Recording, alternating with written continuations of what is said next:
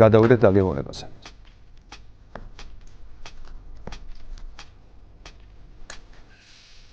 ესე დავთ. და რა თქმა უნდა დაგემოვნებაში დაგვიხმარება ჩვენი ამომავალი თარი, დურგალი, საბა ჩერქეზიშვილი. პირველი რა თქმა უნდა დააგემოვნებს საბა და გვეტყვის თავის ულწრფელ შეფასებას. ნახავთ, მინდა აღნიშნოს, ზუსტად ისე გამოიყო, როგორც პომიჯერიში. რო იყო ისა ნამცხვა. სურნელი აქვს ძალიან.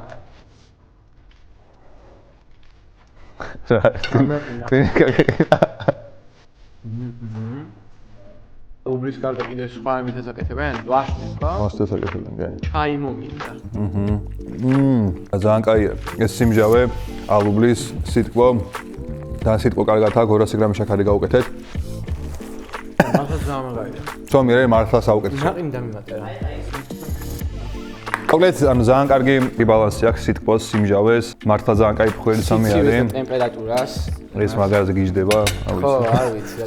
რომ არატკბილი რაღაცების გასწავლოთ, ესეთივე დაგვიწერეთ კომენტარებში და გასწავლით.